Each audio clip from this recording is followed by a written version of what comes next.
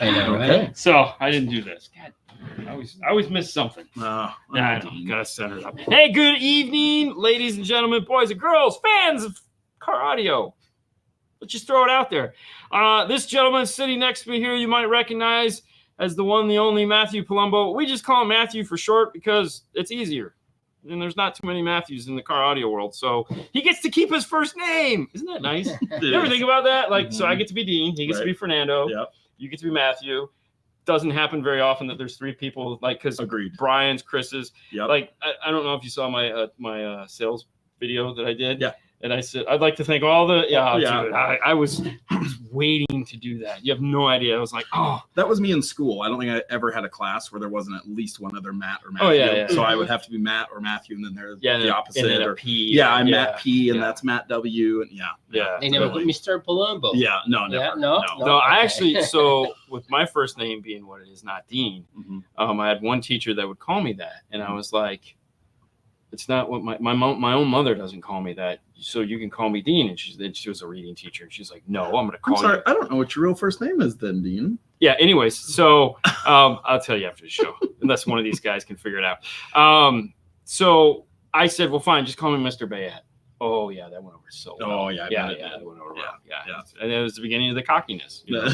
I was a straight-laced kid up until that point, and that just changed me.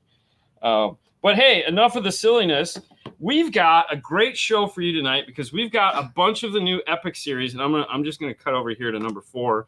You can see this guy sitting right there, and that can only mean one thing. It's hooked up to an amp dyno. Woo! We're going to do a little amp dyno on it in a little bit so we can get an idea of what these things are capable of. We've had the pleasure of teasing everyone that we had this brown box, and it was like, we can't tell you what's in this brown box, but you'll find out soon enough. So, and then because Eric came, dropped it off, and we're like, we had no idea. We knew they were coming out because, but we no idea what it was. And then he just shows up with an Epicenter in a brown box. He's like, hey, can you guys make an amp rack for these? We're like, yeah, sure. Yeah. But then we couldn't show anybody. And the day they came to pick it up, they announced them. And I was like, What? Like literally the day he took it away, we didn't have it to show anyone. I was like, no. But that's okay because we have him here today, and we're going to show you all of that. Lord Dean, thank you. I am a lord. I am a British lord. Oh yeah. Haley got me the certificate. And she didn't go cheap either because she got me the British one, not the Scottish one. So Wow. So, dude, it's gorgeous. Oh, it's gorgeous. It's in my stack of stuff that when I ever get time, I'm going to hang up on the wall. Yeah. You know, I have a whole, like I was filing it away. Anyways, easily sidejag me. I have something similar. I was asked to marry people a couple of different times, so I got ordained. Yeah. I don't want to do that. Yeah. No, I did it 4 times back when I used to be a wedding DJ. Yeah. People occasionally would need someone to also do the ceremony. Yeah. And every couple that I ever married, they've got a divorce. Yes, every single one. He was the kiss of death. Yeah, I have a bad track record with that. So don't ask me to be your ordained minister. So Froggenheimer. Oh yeah, okay, that'd be an Andy thing. Andy sent me something once, and it of course was like Mr. Frog or something like that. Of course. And I was like, yeah, makes sense. Anyways.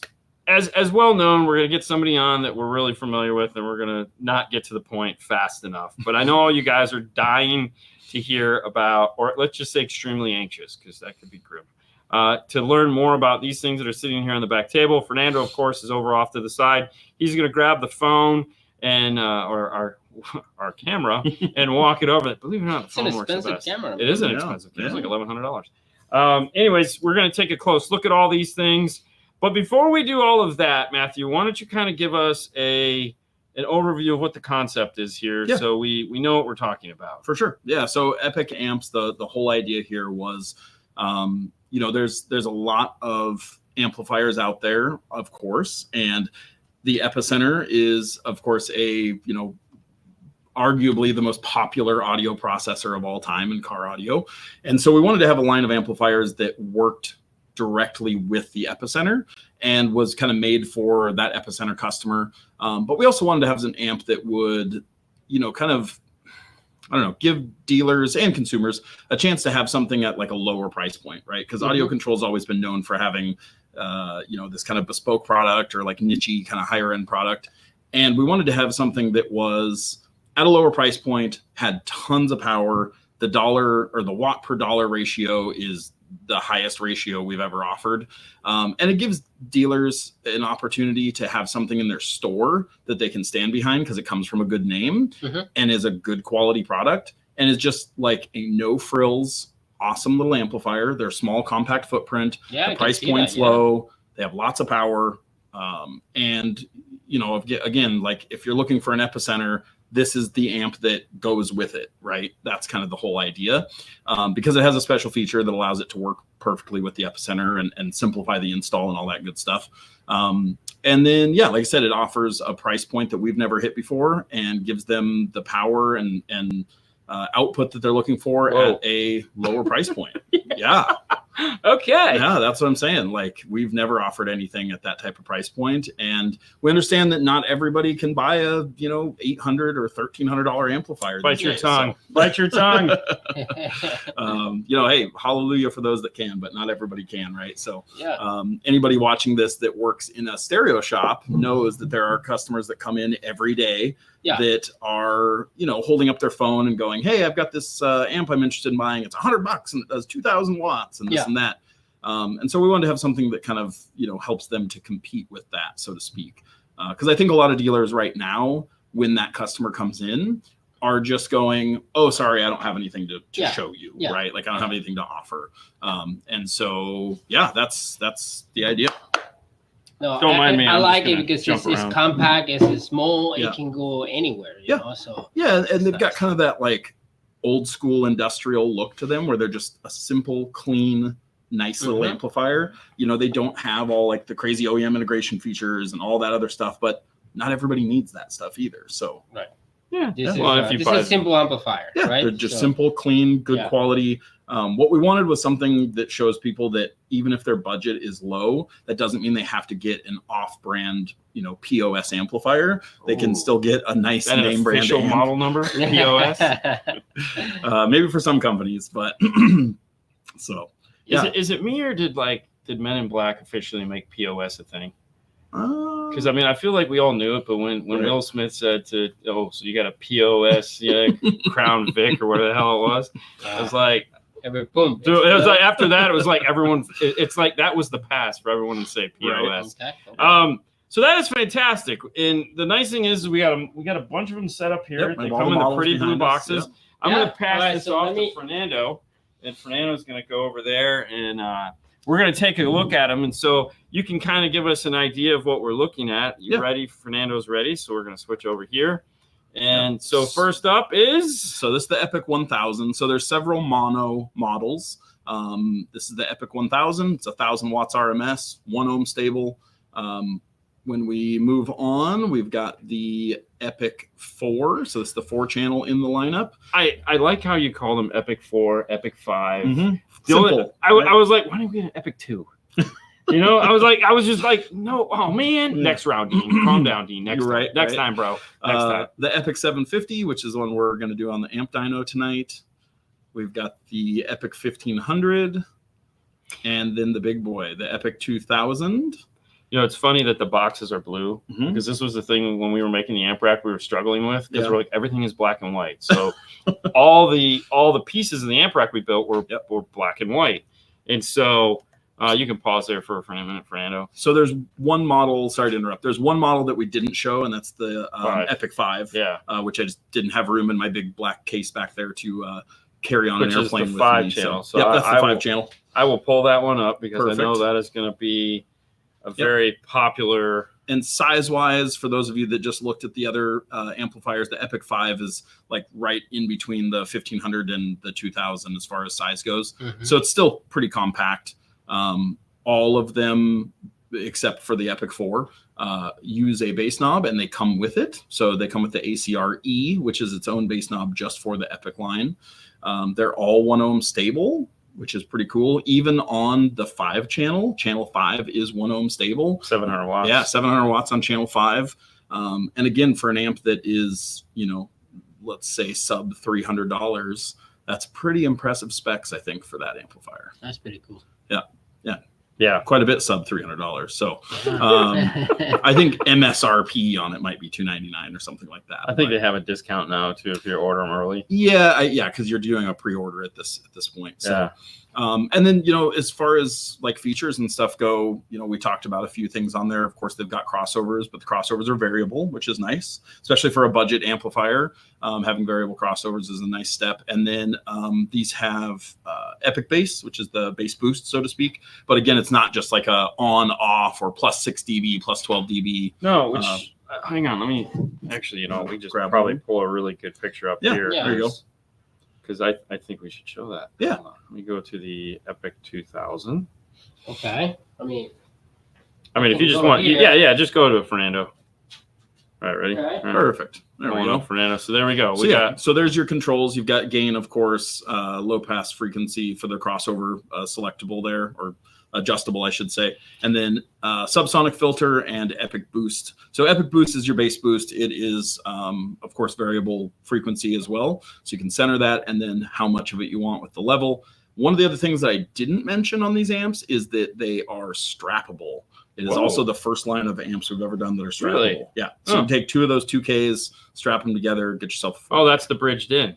Yep. We never even looked at that. Yeah. Because it's never been an audio control thing. Right. So we were like, Yeah, normally we do an RCA output that's, summed or whatever. Yeah. In this case, it is the bridging capability, the strapping capability. So nice elbow, man. Nice terminal blocks. Yeah, beautiful elbow on Fernando there. Sorry, my bad. And then you can see, 1-aught inputs, 4-gauge outputs for the speaker output. And then many of you are probably noticing that little section called Epicenter link. Fernando, do you want to bring one of those amps over here real quick? All right. That one will work. So let's take a look. You want to zoom in for him, Fernando? Yeah. I can't do that. Here.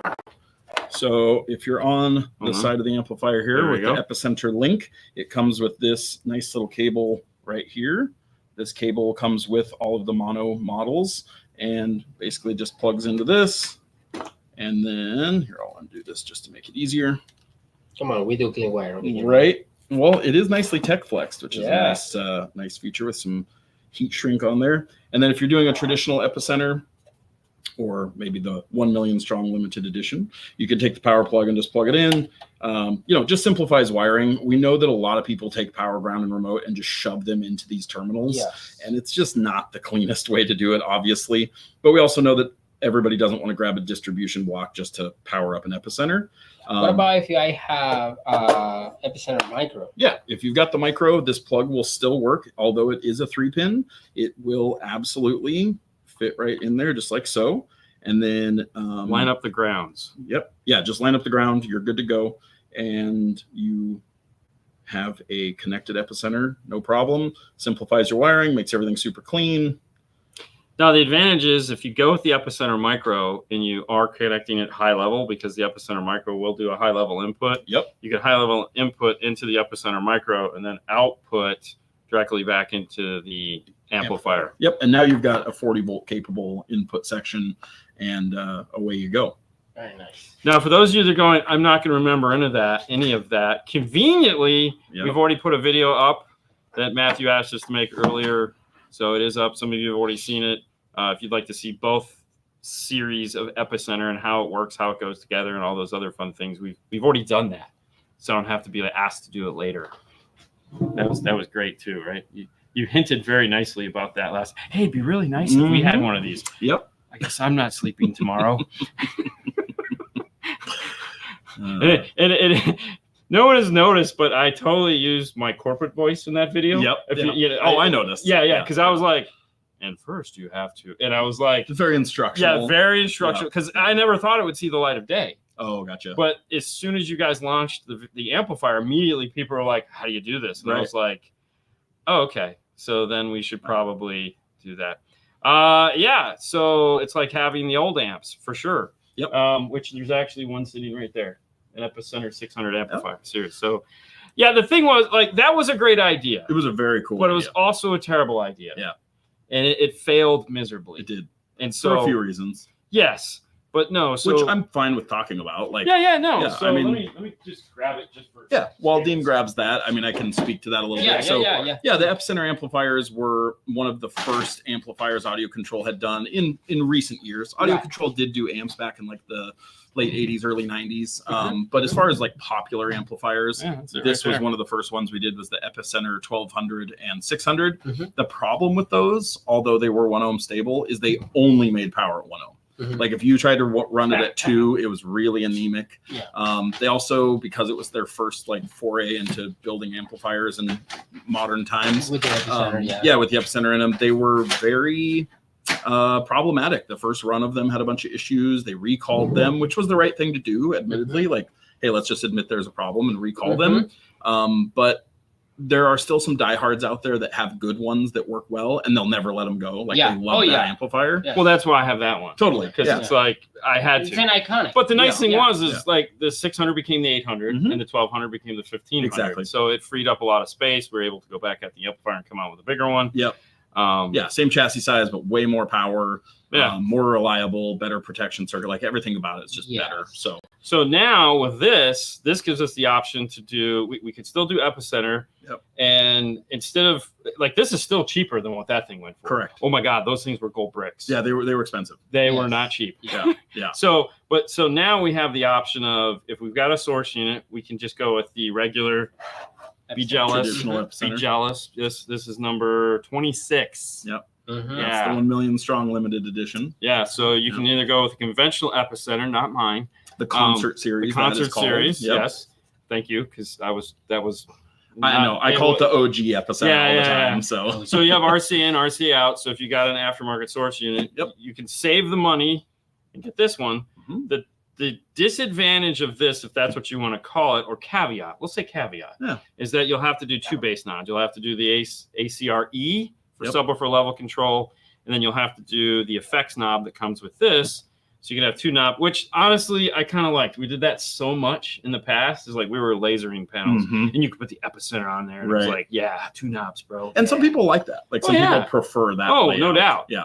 Now that'll save you. That's the most inexpensive way. That'd be the least expensive way to do it. But if you need high level to low, like we talked about, if you need an LOC as well, so now you have the option. You could set it up any way you want. You buy which Epicenter you need to accomplish that task. Now the advantage of this one is because it has the ACR4, you get all in one, so you don't have to actually run the knob for this. But you do have to use the cable that comes with this, and not the cable that comes with this, because they are different. The ACR4 is a whole new cable that they've never used before.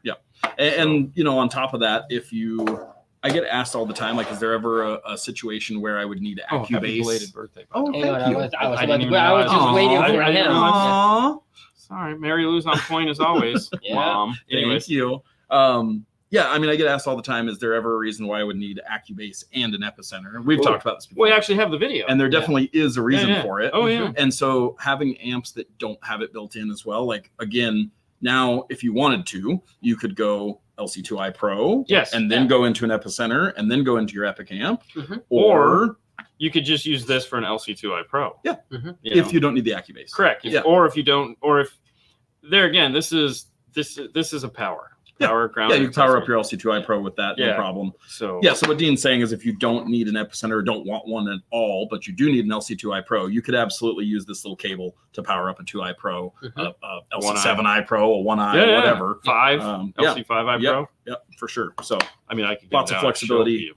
And I mean, I've been asked a couple of times too, like, oh, it's just a power cable. What's the big deal? And I get that. No, but at the same time, like it's one of those things that you can easily dismiss. Of course. But we've all sat there and gone, where am I going to get power for this? Let me try to ram this 16 gauge in with the 4 gauge power. It's like you say, exactly. And it just looks tacky. Put it in there and kind of like hide those wires. When you have something like this, it's cleaner. Let's be honest, whichever one of these you end up with, guess what?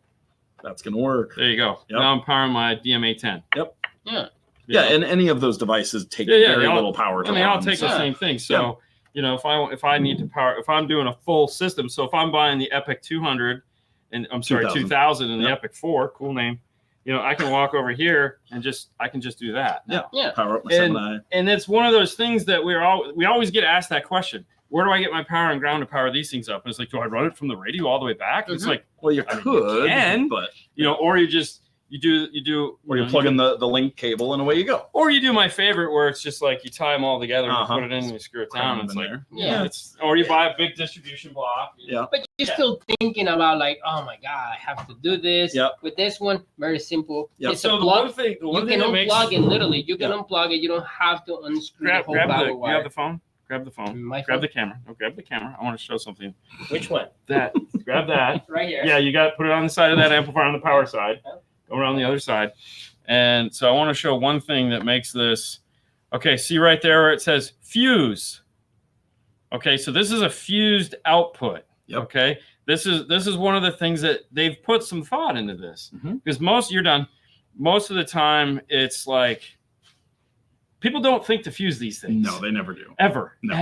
I mean, we do. I have a whole I have to keep little tiny fuses. Yeah, Fernando will be over like, where am I putting this? I don't care. Just hide it behind the panel. Yeah, we just have to have a fuse. Right. You know, and it's a really common question that comes in to AudioControl as well. Is like, what size fuse do I need for an Epicenter or an Epicenter Micro or a 7i or whatever? And it's in the owner's manual, of course. I think most of them we recommend a 2 amp or something, but really all of those devices take very little power as far as all of our LOCs, our Epicenter. Yeah, 1 amp. Yeah, all of those. Yeah, a 1 amp fuse is going to be plenty for all of those.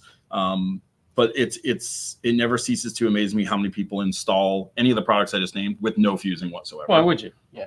Team no fuse. So Mary Lou brings up a really interesting question.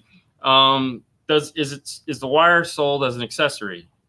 It is available separately in case someone loses it. It gets chopped, stolen, broken, whatever. They are available. Installer keeps it, but it comes in the box. It comes in the box. So as soon as I buy my Epic 2000, it comes in the box. I can install it. If I lose it or I cut it or something happened, I can buy it separately. You can get a replacement one. Same thing with the ACRE base knob and the cable. If God forbid somebody damages it, loses it, leaves it in the car when they sell the car, whatever, you can get replacement parts from us. Very nice. So for those keeping track at home, it's about 1 meter long. So it's a meter. Now, it's the same end, you know, it's the same 3-pin Phoenix connector that comes on all the, or a 4-pin. So if you want to unscrew this or make it shorter, you can. Yep, absolutely. Not saying that I did. Because they're like, keep it long. And I'm like, that's not how we roll here. No.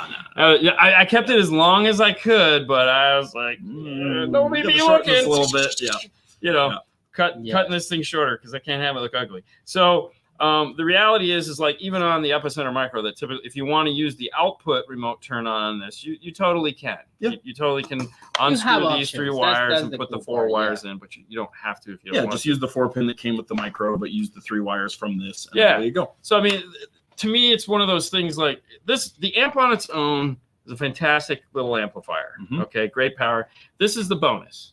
This is the bonus. That solves a lot of headaches for a lot of people, and I feel it's going to be one of those things now that everyone's going to be like, well, why didn't you put that on this amplifier? Right. Like already, I can see people with the altitude going, why didn't this have it? Why doesn't this have it? Like at least put it on there as a port if you don't want to give me the cable. Right. I mean, you know, you put it on the other end. And you're like, but those have. Never mind.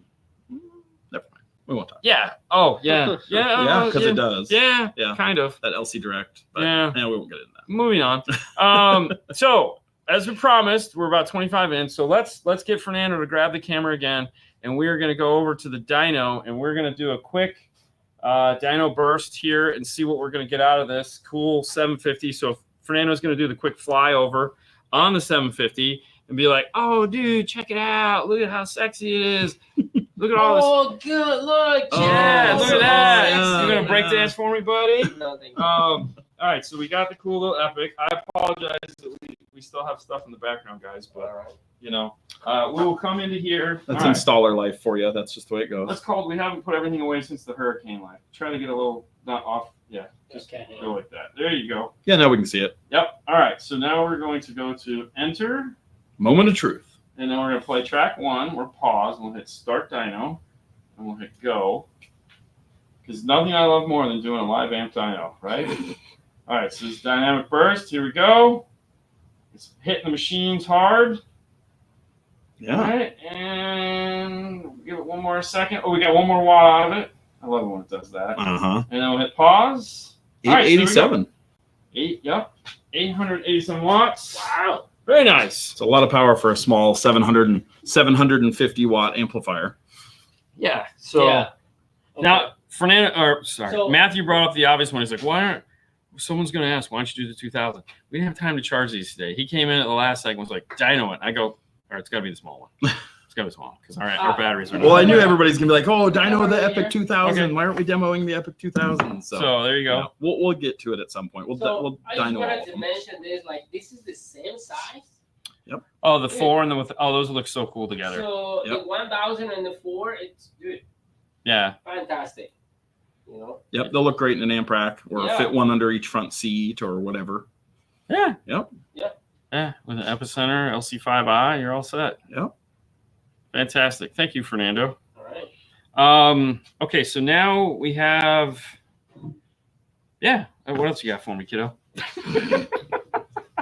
Well, yeah, I mean, we pretty much covered the entire line of amplifiers, so there's lots of stuff there. Will there be more models to come? Yes. Will there be other products in the Epic family to come? Oh, yeah. Yeah, that's right. Maybe. We can't talk about that, but I like to allude to things, build up the suspense for the next time I come on. Sure. Yeah. Yeah. Are you guys going to be at SEMA? Absolutely, we're going to be at SEMA. Yep, Stinger will be there. We have all the Stinger brands, so AudioControl, EchoMaster, PAC, Stinger, Race Sport. We have the commercial side will be in the booth as well. So all of it's in one booth this year, which is nice. Oh, fantastic. So, yeah. So far this year, in 2024, though late, we've launched the full line of Altitude. Yep. And we've launched the Epic. Yep. That's a lot. And we launched all those vehicle-specific sub-boxes. And we launched those awesome vehicle-specific sub-boxes. Those are really nice, too. Yes, like really fiberglass, nice. Really awesome. Internally braced. Yeah. Yeah. I mean, those are really cool. Yeah. I would like to, at this point, I would say what's in store. But, like, as we know, yes, there will be more Epic stuff coming out. Yep. And just apply some common sense. You guys can figure it out. Yeah, and there's other things coming, too, that are not going to be in the Epic line. That I won't talk about, but there's other stuff coming too. Yeah. Yep. So this is great because I mean they're there for a while. It's like, now that Stinger is fully entrenched in AudioControl, we're starting to see more and more products roll out. Yep. The first couple of years, it was just like understanding the brand, figuring out where it's at in the world. Coming out with the speakers. Speakers came out immediately, and I know a lot of people were like, "Oh my God, the speakers are out! Yay, what's coming?" And it was like, then it just kind of slowed down because it was like, "All right."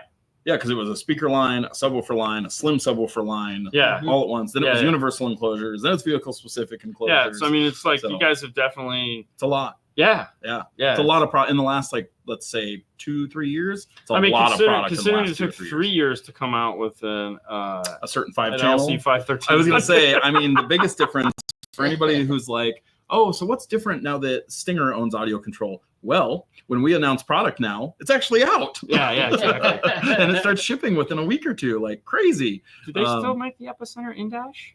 I thought they discontinued It's been discontinued. As far as what's better, there's still a lot of them out there, though. Yeah, of course. Like, we've stopped producing them just because they didn't sell anymore because people don't do a single DIN with a half DIN below it very commonly.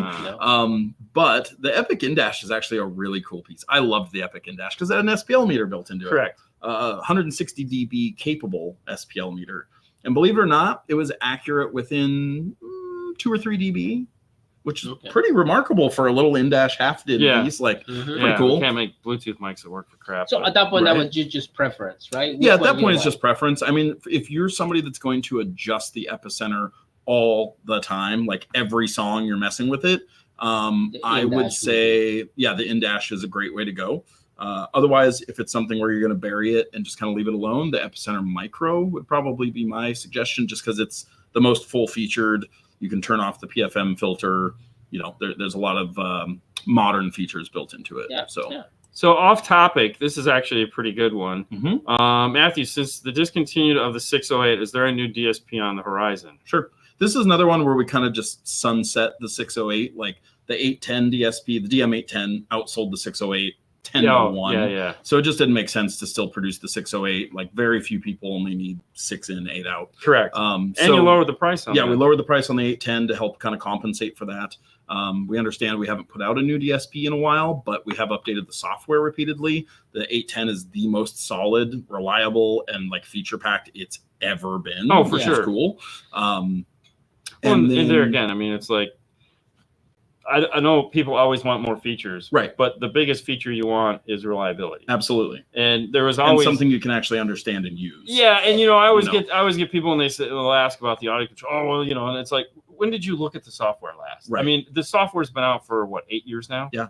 It's like, if you looked at it 5 years ago, let's not have this conversation until you actually download it. Download it again and then come talk to me. So I will add this to Bobby.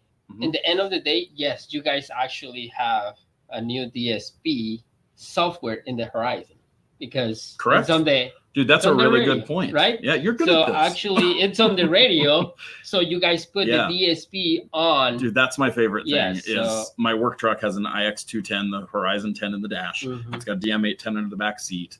And from the dash, you have a 10-inch display that is fully capable as if you had a tablet or a laptop in your lap.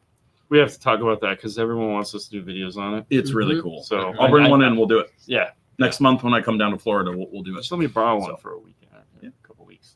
You can have it back when I'm done. I really don't need. I'll never get it back. Don't tell me I'll get it back. You can take the 810. You can take the high 10 with you when you go. Okay. But more specifically, like I know they're wondering, is there an actual new DSP on the horizon? And the answer is yes, but I won't talk anything about it at this point. It's just too... Well, the answer is always yes. Yeah. The answer is always yes. Yeah. If you guys and the answer to Troy's question is yes too. Trying to improve the product. Stu, we're always working on Stu, you have to head over and check out the new Horizon because it not only is the software, so both pieces of software. So you have the app control from the phone, which gives you your 4 presets and your subwoofer level control. Yeah, DM control. You have the full-fledged DM Smart DSP. You also have inside of the radio, it has 8-channel preamp output, first in the US, along with, of course, Toslink output. The front screen is waterproof. You can now control the apps on it, turn them on and off, so you don't actually, like, if you want a custom homepage, homepage, instead, like if you're not doing Sirius XM, just shut it off now. Yeah. Well, and for the DSP too, a lot of shops are like, oh, that's really cool. I don't have to have a laptop, but also I don't want my customer to see that.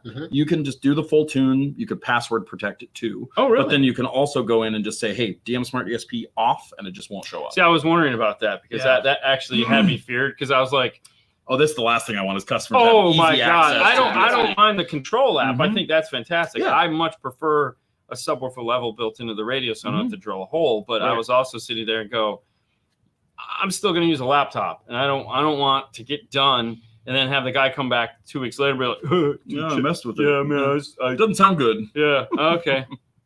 Yeah. AudioControl came out with 2 new mid-range speakers. We came out with mid-range speakers about 2 years ago. Oh, okay, I was gonna say we have PNW series. It's a full line of everything from 2 3/4 up to 6x9s, component sets, 3-way crossovers. You got it. So go to the website, check it out. They're there. Yep.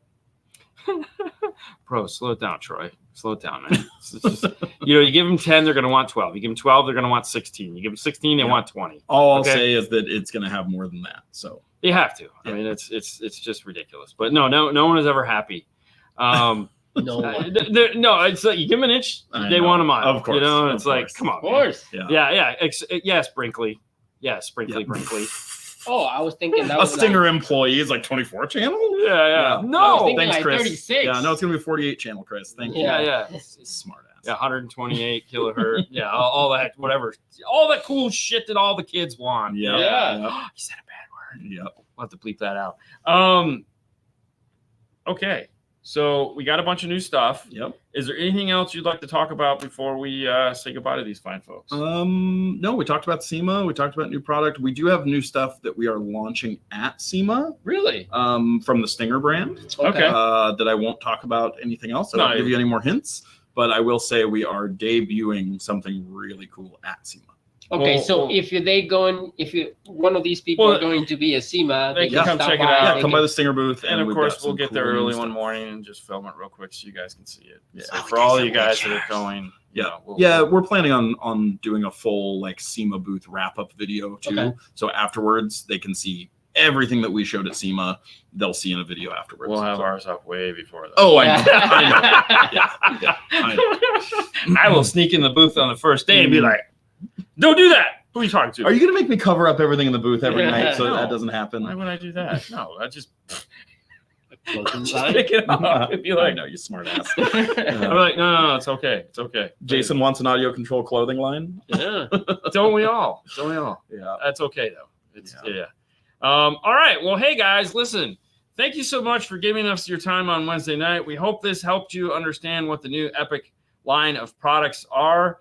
And how it works, how it might be something beneficial to you, how much power it's putting out, some of the cool things that you can do with the expansion on it.